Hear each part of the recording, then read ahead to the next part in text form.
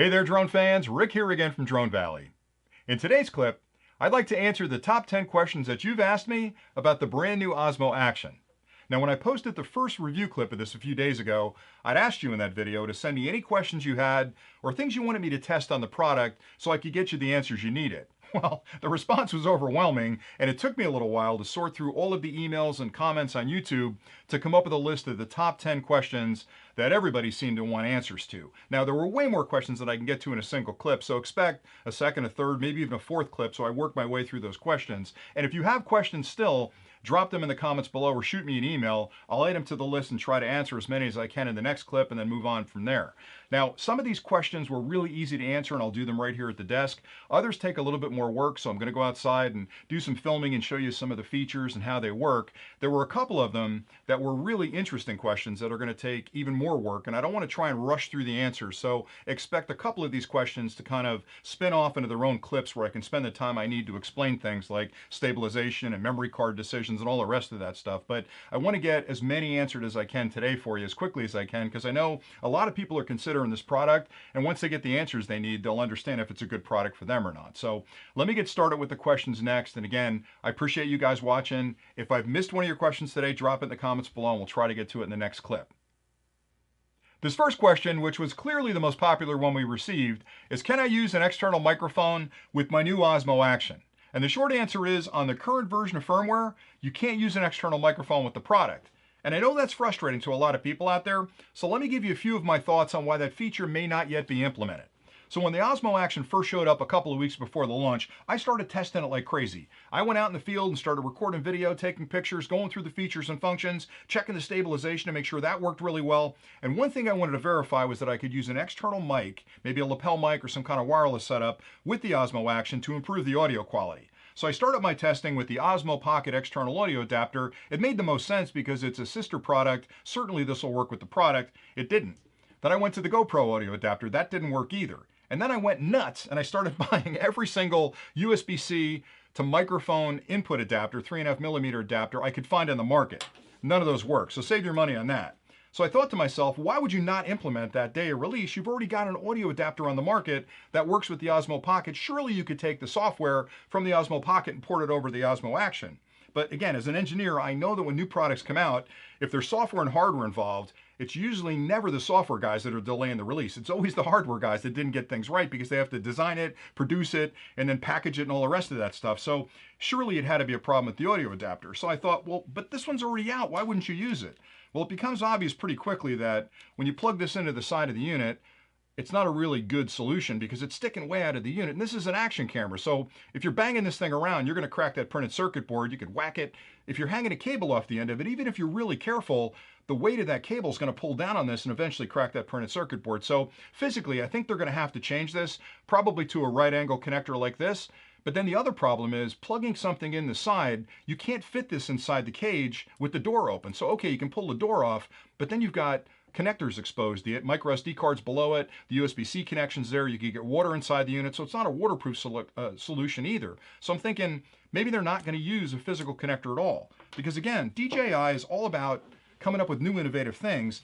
It wouldn't be that big a stretch, since the unit's got wireless in it and Bluetooth in it, for them to come out with a brand new wireless adapter, maybe the size of this, that would pair up with the unit over wireless, whether it be Wi-Fi or Bluetooth, and then you could plug your lapel mic or maybe even use your wireless microphone here or even connect it up to the Bluetooth. So I'm not saying that's going to happen, but I think the firmware hasn't been updated because they don't have the audio adapter out yet, which I bet will be a different physical size than this one, and maybe it's even going to be a wireless one. So we'll have to wait and see where that's going. But for today, the audio internally works really, really well, and I've had it out in a bunch of different conditions. The wind noise reduction works really well on it. So for me, it's working out just fine. And in those rare occasions where I need crystal clear audio, I just use like a Zoom external recorder at this point, record the audio separately, and then marry it up in post. But I expect fully that you'll see the firmware updates coming out for this to support that external audio very soon. I've got assurance from DJI that it's on their list of things to do, and it's going to be very, very soon. So stay tuned to the channel. I'll do an update when that firmware hits and show you how that works. But for today,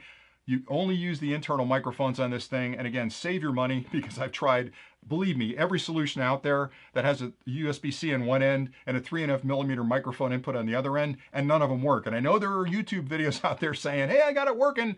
It ain't working. Trust me. The next question asks, what is the largest capacity micro SD card supported on the Osmo Action? The simple answer is 256 gigabytes is the largest capacity card that you can use with this product today. Now that may change in the future with firmware updates, but today that's the limit. But that doesn't really answer the question fully, because if you've ever searched for a micro SD card, you already know there's a wide variety of manufacturers out there with different specifications, functionality, the labeling is different, and it can get very confusing very quickly. For example, I've got two micro SD cards in front of me. Both are 64 gigabyte SanDisk cards. They look different, the functionality is different, the pricing is dramatically different. Even though they both work with the camera, you may spend too much money you don't need to spend and get the same functionality out of it. So it's really important to understand what the markings mean so you find the right card for your budget and it works with the product you own. So what I'd like to do in this clip is give you just a really basic understanding of those specifications and what the markings mean so you can find the right card for you. Now I've done an entire clip going into great detail about what the speed classes mean and what the markings mean, and if you want more information you can watch that clip, but I want to keep this short. So what I'll do is explain the two types of cards that are on the market, how you can tell the difference between them, and I'll give you some recommendations on the cards I'd like to use on these type of products when I'm out in the field recording. Your first consideration should be around capacity, and you'll have the choice between a 64, 128, and 256 gigabyte card. Now obviously the larger the card you buy, the more expensive it'll be, but the longer you can record to it. But if you do your research, you might be surprised to find that those big capacity cards can be a whole lot more expensive than the smaller capacity cards. For example, you might be able to buy a handful of 64 gigabyte cards for the cost of a single 256 gigabyte card. I like the smaller cards anyway because I tend to swap them out during the day, and that way if a card goes bad on me, I don't lose all the footage from the morning. But it's totally up to you what you go with, but just understand the bigger they get, the more expensive they get. Your second consideration is around the speed class. Now there are basically two types of cards on the market today. The older cards have a C on the front with a number inside that'll vary from 1 to 10. That's telling you the speed of recording that card is capable of. When you have a 10 on there, it's going to record at 10 megabytes a second. The newer cards will have a U on the front, which indicates their ultra high speed class, and they're either a U1 or a U3. Obviously the U3 is faster than the U1, but both of those will work fine with the Osmo Action. The U3 is a little bit more expensive. Now some of the really new cards also have a V number on the front, either a V30 or a V90, and that's the video speed class, and that's the fastest card, most expensive card you can buy today. So if you need to get a card that you want to hang on to for the next 5 years and make sure it's going to work with everything you buy down the road, go with the U3 V90. But again, that's overkill for the Osmo Action. You're going to spend more money than you need to get a card that works great with that camera. You can go with a U1 or a U3, you can go with a V30, you can even go with a card without a V on it, and it's going to work fine. So I guess the long and short of it is, if you're going to buy an older card, I'd go with a C10, 64 gigabyte or 128 gigabyte card. If you're going to buy the newer card, I'd go with a U1 or a U3, again 64 or 128 gigabytes, and you're going to be fine. We had a few people ask us if the cases and cages from the Hero products would fit the Osmo Action, and unfortunately the answer is no. I've got a Hero 7 Black here with its case below it, and here's the Osmo Action in its case. You can see pretty quickly that the GoPro products tend to be a little closer to square. Even though they're still a rectangle, they're not quite as pronounced as the Osmo Action, which is wider this direction and shorter, so there's no way you can fit the Osmo Action inside the case. But the real question was around cages. Now, if you don't know what a cage is, there are a lot of aftermarket companies that build these, and it's basically an aluminum case that's durable, and it's got a lens on the front that you can remove, so you can put UV lenses and things on there and different filters. It's also got a ton of extra mounting options. For example, right now I've got a cold shoe on the top where I slide my microphone into it. There are mounts on the side, there's mounts on the bottom, 1/4-inch 20s. So you can actually add rails to this and add a whole lot of extra stuff to it. And I'll probably do a clip showing you how I use this with my GoPro products, but that's a cage. Now, unfortunately, this cage won't fit the Osmo Action for the same reasons the Osmo Action won't fit into the case from the GoPro, but I fully expect the companies that make these cages are really heavy at work trying to come up with a cage that'll fit the Osmo Action. So once those are released, I'll bring a couple in and I'll test them and show you how they work. But essentially what you do with this is slide off the back, then you slide your GoPro inside of it gently, and then once it's inside the case, it actually gives it a tremendous amount of durability when you're outside. So you can drop it and it's not going to get damaged. I love the fact that I can also add a ton of attachments to the sides. And they've done a really good job of mimicking the cutout so you can get at everything you need to get at. You can actually even open the door and pull it off while it's in the cage. So it's a really nice little product. But again, the question was, will this fit in the cases that you have or the cages you have? And it won't at this point. So again, stay tuned to the channel. Once they come out with Osmo Action compatible cages, we'll bring a few in, we'll review them, and we'll show you where to find them.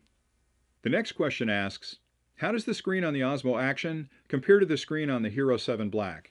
I have both cameras in front of me with the Osmo Action on the top and the Hero 7 Black on the bottom, and you can see pretty quickly that the screen is much larger on the Osmo Action. It's 2¼ inches versus 2 inches, and I know on paper that may not seem like a lot, but I'm telling you, when you're outside trying to frame a shot, that extra real estate really makes a big difference. The other major difference is that the Osmo Action has a very bright display. It's 750 nits of brightness, which means it's very easy to see this even in broad daylight, which again makes framing your shots really easy. It's a little trickier on the Hero 7. The other advantage with screens is that on the front of the Osmo Action, you have this really nice 1.4-inch color display up here that acts as a viewfinder. So if you're trying to frame a shot from the front, you'll actually know if you're in frame or if you're centered in frame or if all your subjects are in frame. You don't have that same advantage with the Hero 7. So the fact that I've got a larger display in the back, I've got a beautiful display on the front, both of them are 750 nits in brightness, just really means that the Osmo Action does a better job of not only showing what you're shooting, but giving you the ability to frame your shot from the front. We got a lot of battery questions. People were curious how the Osmo Action battery stacked up against the Hero 7 Black, how long it took to charge, how long they could use it, and what kind of power it provided. So I've got both batteries on the table in front of me for comparison purposes. On the left, I've got the Hero 7 battery, and on the right, I've got the DJI Osmo Action. So we'll start with the Osmo Action. It's a 3.85 cell, 1300 milliampere hours for a total energy density of 5 watt hours. The GoPro battery is a little higher voltage, 4.4 volts, 1220 milliampere hours, but overall a higher energy density at 5.4 watt hours, so a little bit more powerful a cell. Now, because it's a more powerful cell, you'd expect you'd have to take a little longer to charge it, and it would probably last a little longer in the camera, and that's in fact the case. So the GoPro battery took me about 120 minutes to charge it from a very low charge, and at 4K 60 frames a second, I could film for about 60 minutes with a fully charged battery.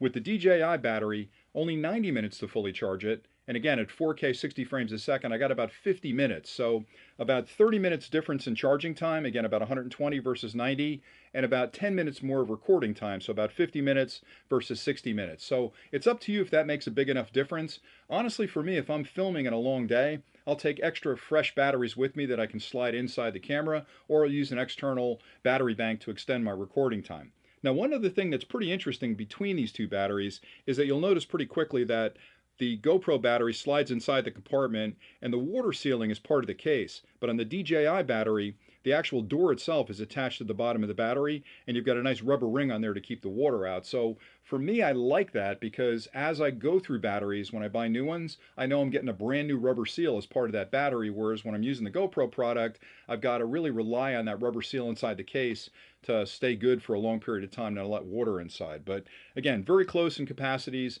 and there's not much that they can do and really improve on the battery because the technology inside the battery isn't designed by DJI or GoPro, and that energy density is pretty standard based on the size of the battery and the type of material they're using. But both of them do a great job. They charge pretty quickly, and you can get out there and record for quite a long time with both batteries.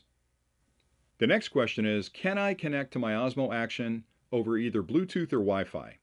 And the answer is yes. The Osmo Action is designed to work seamlessly with the Mimo application over either a Bluetooth or Wi-Fi connection. The first time you make this connection, you'll need to pair the Osmo Action to your phone or your tablet, and to do that, you'll start on the main screen of the Osmo Action, tap the top and slide down. On the upper right-hand corner, you'll see an icon for the settings menu. Tap that once, and then scroll up until you see wireless connection, and tap that right arrow.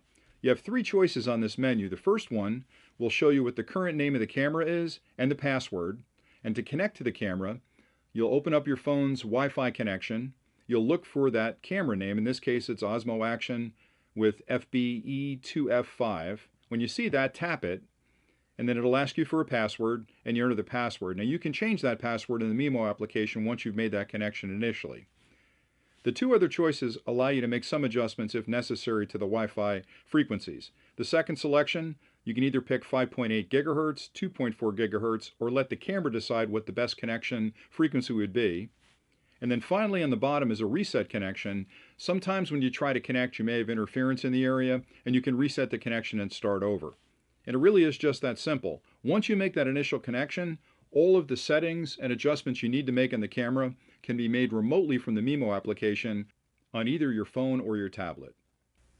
The next question is, does the Osmo Action work in portrait mode? And the answer is yes, it does. You can record video and take pictures in portrait mode, but there's one setting you need to be aware of to make that happen. So let's head outside and I'll show you how to do that.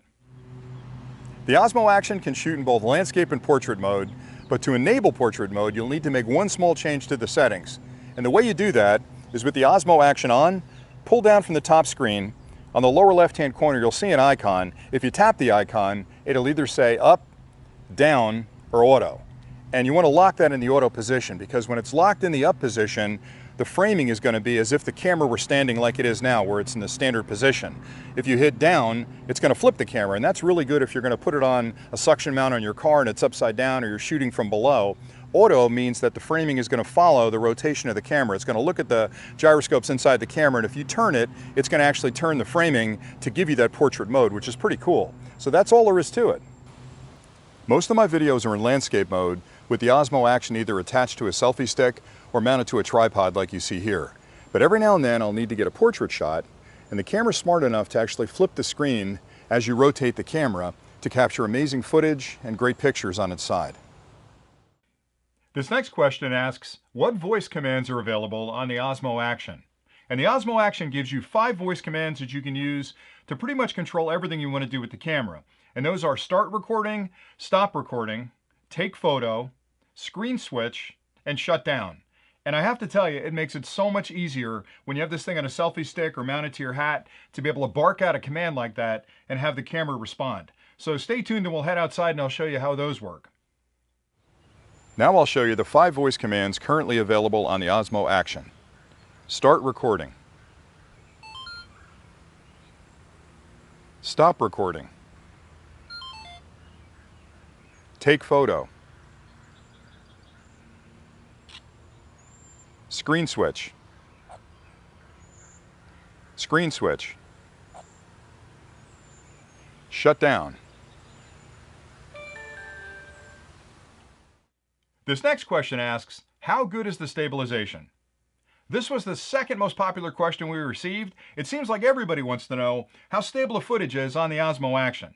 Well, the short answer is it's outstanding. They've done an incredible job of stabilizing the footage on this camera. Now I've got an entire clip where I compare the stabilization between the Osmo Action, the Hero 7 Black, and the Osmo Pocket, almost finished. I'll be posting that in a couple of days, so stay tuned for that, because it really does take a little bit more time to explain the differences between the way they do that and show you some footage so you can see side by side how they compare. But for today, I want to try and explain the basis of how you stabilize footage. There's really only 2 ways to do it. You can do it mechanically, or you can do it electronically. If you're going to do it mechanically, you need a gimbal. So if you've got an Osmo Pocket, you've got a 3-axis gimbal that's holding the camera, and as you move your hand around, the gyroscopes inside and the electronics determine that you're moving your hand, and it's going to keep that camera stable, and it does a really good job of that, and that's a complex thing to do.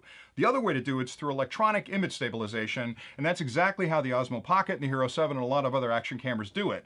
And the way they do that is through 2 different methods. The first one they'll do is crop the image. So the actual image inside that's being captured by the Osmo Action is bigger, and they crop it in a little bit. So you're not getting the full use of that sensor because they've got to crop in a little from the outside. Cropping in then allows them to move that image around as you move your hand around based on the gyroscopes inside to keep that image stable in the recording. The second part of that, in addition to the cropping, is the algorithm, the intelligence of anticipating how you're moving your hand, how quickly it reacts to how your hands are moved, and how it can adjust that picture internally in the recording stream. And that's really what separates all action cameras on the market from each other. When you buy a less expensive action camera, it's got a really goofy algorithm and it's not going to do a great job on stabilization. Now, up until now, the Hero 7 Black has really been the standard for what we call EIS, or electronic image stabilization, and they've got a really smart algorithm inside there. But I'll be honest with you, for my eye, the Osmo Action blows that one away. So side by side, especially with small movements, which is pretty much what you're going to get with this. When you have it in a selfie stick or you have it on your body, it does an incredibly good job of adjusting for those small movements. Now, where the two differ, the mechanical versus the electronic, is the mechanical is really good on big movements. So broad movements like this, the gimbal's much better at that. The electronic image stabilization is better at small movements, but honestly, an action camera is going to be moving a little bit in small little iterations like this, so it does a great job at that. But side by side, and again, look for that clip, every place I've taken it, whether it be bumping or swinging or sliding, this thing just, for me anyway, blows it out of the water as far as it comparing to other cameras out there. So keep an eye out for that clip, but I've got an example now where I'm outside walking through a field and I've basically put the thing through the fence on a selfie stick out there, and I'm going to wave it around a little bit, and I've got the rock steady image stabilization on. Now I'll pull it back through that fence. And if you're watching me, I'm actually walking back towards the road, and there's a little hill I'm walking down there. Now to me, it almost looks like I'm flying a drone there. It's that stable. It's just done an incredible good job of watching where I'm going, checking those gyroscopes and making adjustments inside that video footage to give me that buttery smooth movement. It's incredibly good at anticipating my moves and stabilizing that footage. So that's pretty much it for the stabilization question. But again, stay tuned for that clip because I'm going to give you a lot more insights into exactly how they compare to each other when I have them out in the field and filming. The next question we got had to do with the quick switch function, which is this button on the side of the camera. People were curious what that did. It's a really handy button that allows you to very quickly tap it and flip between different common recording or photo settings that you have. And you can decide what those settings are. Now I've got mine set up where I'm going to switch between video and photo. So it's either video or it's photo. But if you want to change that and add other settings to it, it's really easy to do. You just pull down from the top of the main screen, you go into the settings menu, and you'll see a quick switch setting right there. Tap that, and you can see all the options in here for what you can set that quick switch button up to do. So right now I've got it set up for video, let's see, video and photo. But say I wanted to add HDR video to it, I just tap that. That now enables that option. Maybe I want to do slow-mo, so I'll tap that one as well. Once I've made those selections, I can hit the X button. Now watch what happens when I hit the quick switch button. Video, HDR, slow-mo, and photo. So I can add and subtract any of those functions by going through that menu to set it up. And I just love the fact that I can customize it and know that if I need to go from video to photo, I can tap that really quickly and move between those two different screens. So pretty cool setup. Those are the answers to the top 10 questions that you've sent us about the brand new Osmo Action.